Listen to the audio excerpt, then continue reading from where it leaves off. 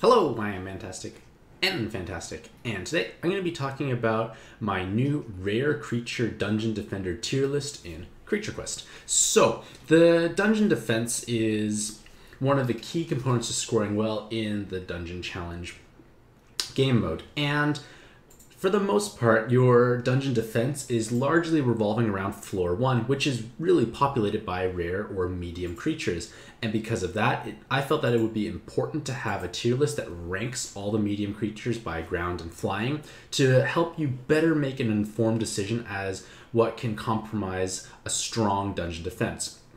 Obviously, enchants and kingdom shrines are playing a major role in your progression, but if you have the base cards, those are easier to acquire than necessarily getting enchants. To get a 4-dot of something valuable is a lot harder to do. It could take you hundreds of runs and never get it still. So having the correct cards in place can make a big difference, and it might even help your own dungeon defense scoring win rate. So there are a couple of points to keep in mind when building a strong dungeon defense, and you want to look at the number of combo dots. Now, for the purpose of this tier list, it's assuming everything is a 4-dot, but that is not a realistic scenario for the most part. So you tend to have lots of 3s and then some 4s here and there, and because of that, you have to kind of make this decision of, do I want to put a 3-dot in or a 4-dot in? So when you look at this tier list, it goes from S to D, and S is obviously at the top. But if you have a 3.S and a 4.A, they can be comparable. So you may want to maybe sometimes use the 4-dot of the A rank card versus the 3-dot of an S rank card, because the difference in combo dot can help shift a creature up or down accordingly. So that's something to keep in the back of your head when you're making this decision, because not everyone has perfect 4-dots like just lying around everywhere. I'm using 3-dots of several S tier cards, and it's still working pretty well. So color counters. So in Creature Quest, the color counter is such a powerful and somewhat destructive mechanism because it basically allows a fire creature, for example, to almost always stomp something that's green, because they're dealing double damage, taking half damage, and receiving or lowering the chances of debuffs landing. But then the opposite can also be true. Your red creature is going to get destroyed by something blue because, again, you're doing all those things but in the opposite direction.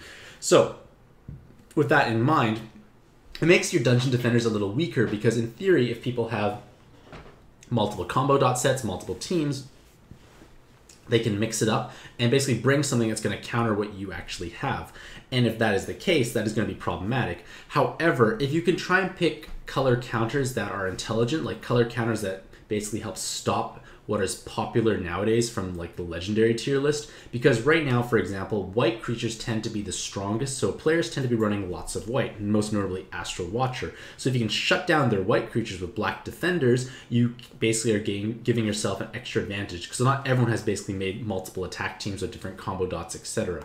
So color counters are important, and it's just something that helps kind of way into the rankings, because like right now, white is so powerful and dominating an attack, so black tends to be a good option to have in floor 1 to help counteract that. Now, dungeon synergy. So this following tier list is basically evaluating the performance of each creature in almost an enclosed environment. Like, I'm not taking into consideration any elaborate synergies or mechanism that's going to help you out, because elaborate dungeon defender synergy is basically using 2 or more creatures to basically synergize with each other. And I'm talking about like things that are a bit more elaborate. A power buff is not like an elaborate synergy. That's kind of like what you should be having for the most part. But if you have, say, multiple poisons to trigger either detonation or bonus damage when the target's poisoned, to a luck debuffer to synergize with your mummy, because when mummy hits something that's luck debuffed, he gets a massive damage boost, or using other buffs that are basically helping creatures out that is not power. So giving something like luck and running kitsunes who scale off luck can be beneficial in that sense. Now, I consider power to be by far the strongest stat you can modify, because the vast majority of specials scale off of power as well as basic attacks. So creatures that scale from power are going to be higher ranked than creatures that don't, just because, well, power is the most powerful. It's going to provide you the most benefit. The buff will help the most number of creatures, because it usually will help everyone's, it helps everyone's basic attacks, and will most likely help everyone's offensive attack. So it makes a big difference having power. So like, I'm not counting any of this elaborate dungeon synergy for the tier list. Now, ranking criteria. So prior to the release of the Nymph, the dungeon defense was basically largely working around single target specials and complementing support to basically enable them to perform better. However, with Nymph, we're starting to see a bit of a rise again in the stun meta, but this is actually not as horrible as before because yes, she can multi-stun, but you can't re-stun. So stacking multiple stunners is not going to be that effective because your creature is going to be able to take an action. Maybe if you stack multiple stunners to keep everyone stunned repeatedly, you have some mana draining somewhere, you can do horrible and nasty things, but Nymph just came out yesterday, so we're going to see how it plays out, but she's already an incredibly powerful creature. So for the most part, we still have single target meta with complementing buffs and debuffs to provide that synergy. So points to consider for the individual creatures. Does the color counter popular meta legendaries? So for example, the white is dominating, black is obviously a great counter for it. Does the special deal large amounts of damage? And that can come from either like bonus critical strike chance, high multipliers, that sort of idea. Like, is it exceptionally high? Is it going to have a chance to pick off something? Especially your color counter, can it one-shot it? Does the special provide a reliable stun or silence? That is a useful thing to have because when they're stunned or silenced, the mana funnel can be disrupted, their combo can be disrupted, that sort of idea. And does the special provide multiple relevant buffs or debuffs? So buffs that are relevant are power and mend, and debuffs that are relevant are power, defense, and fatigue. If you debuff their power, they're not likely going to be able to sweep your floor. If their defense is broken, they take bonus damage, so everyone benefits. And if they're fatigued, they can't use Astral Watch or Green Giant to passively keep healing up when they're taking damage. So because of the debut tier list, there is going to be no up and down arrows because nothing's moved yet. But for flying rare creatures, we have the Statue, Wyvern, Owl, and Nymph, all in S tier. Basically, these are amazing flyers to have. The Statue is perhaps one of the strongest out there. It can provide all the buffs and all the debuffs. You just have to get lucky. But because of that, you can basically completely swing an entire dungeon around because if you debuff them like crazy, buff yourself like crazy, all your creatures are super empowered essentially. Wyvern does huge damage with the power buff, which is relevant. Shardwing does massive damage and 2-turn silence. And that 2-turn silence can be just absolutely devastating if it silences the correct creature. And then this could also play some synergy with now Nymph, who can AoE stun. So you AoE stun and you silence as well. So you have all these different layers of crowd control that are being weaved together. They're still great on their own, but using them together can be devastating. And then as we go down, we got Mothman, the Dwarf, Sky Marshal, the Flying Carpet Dude, Griffin, and the Sand Devil. And it gets a bit worse and worse as we progress further down. So obviously in an ideal world, you want to use S and A tier creatures, but of course you may have to dip into other ones, especially if they're, say, 4 dots and they're providing that interesting dungeon synergy that you may not have. Like if you don't have any fatigue debuffers or any like power debuffers, it might be worth running some of those even if they're a little lower ranked, especially if they came out 4 dot. Now, if you want to look at the ground creatures, we got Skeleton, Barbarian, and the Drill Man or Clockwork Soldier as S tier. So the Skeleton is by far the most destructive black creature. It does massive damage already, but then it has huge critical strike chance. And when it crits, it often kills the white creature. Even non-white creatures take massive damage.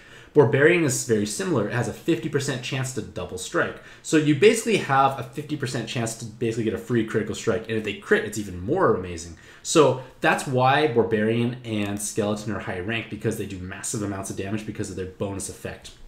And the Clockwork Soldier is also S because it does row damage, which is not that much. It's a modest amount still, actually, but the defense break means that everyone is more vulnerable. So it's kind of working almost similarly to how a power buff works. Power makes everyone hit more, but a defense break works the same way. Because they have less defense, they take more damage. So you can almost view it as an offensive buff to yourself because the entire enemy team is vulnerable, and that makes a big difference. And then Clockwork actually gives a defense buff, which helps you a little bit in surviving, but then Clockwork starts hitting harder and harder. So you can't really ignore him, but you really should get rid of him as well at the same time. So it's an interesting usage, but if you over support your team, like have too much supportive abilities, you're going to run into issues. And then in A, we have Kitsune, Lizardman, the Knoll Thug, the Wallaperu, the Panda, the Mummy, and the Dwarf Defender.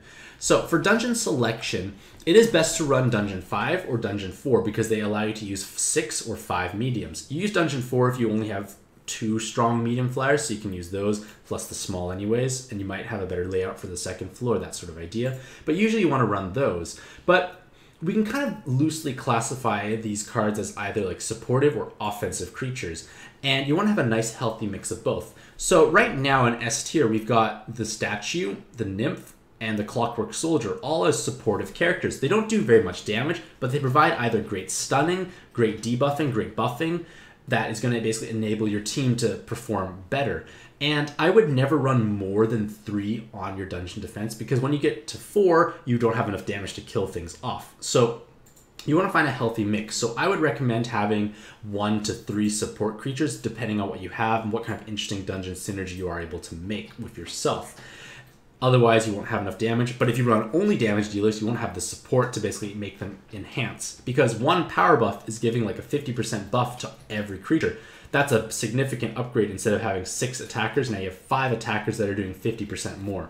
It's a big difference. So that's why it's good to have support, but don't go over the top, because I've seen quite a few people start putting too much support and then they don't have the damage to actually pick anything off. So from my own setup, like this is the dungeon I'm currently using. I'm using the nymph at 3 dot, the statue at 3 dot. I hope I get a 4 dot soon. Pancake got 1. She got really lucky from a diamond idol. But I use shard ring 4 dot. So basically I'm using all S tier flyers of either 4 or 3 dots. And I find that's actually better than using, say, well, I don't have a 4 dot A anyways. But even if I did, I may not want to take anyone out because they're performing quite well. And then on my ground, I got 4 dots of Kitsune, which is A. She does hit hard. Only problem is she scales off luck, which is a little bit of a downside to me. I used to run 2 of them, but then I found that the Clockwork Soldier performed better overall. So I actually stuck him in, and that's actually working quite well because the damage can ramp up. The defense break means that Kitsune, Barbarian, and Shardwing all deal massive amounts of damage. Plus, because I have Nymph, Kitsune, and Clockwork, the Wyvern's not as helpful because I only have technically Shardwing and Barbarian scaling off power. So I feel that having even things that don't scale off power in my dungeon is still working out because of the synergy that they provide. Barbarian obviously hits hard, Clockwork we know about, so it's quite interesting. I've got a Silence, I've got a AoE stun, I've got a Dispel, I've got Defense Break, a reliable Defense Break, and then a reliable Mend, plus a whole host of different things that can come out of the statue. So I feel like this dungeon's working quite well, but obviously as I get more 4 dots and maybe I want to start branching to 2 dungeons if that's relevant in the future, maybe I will. So in conclusion, the rare creatures play a pivotal role in your dungeon defense. If you don't have a good defense, you're not going to score well in PvP because of the shield cooldown, which is a good thing in my opinion, but you want to make sure you look as intimidating as possible so no one really wants to attack your dungeon. So let me know what you've been using in the comments below. What creatures have you found has provided you a safe or more reliable defense, as well as any interesting synergy pairings that you utilize. Hopefully you all have a fantastic day. I wish you all the best of luck in your own CQ adventures, and happy questing.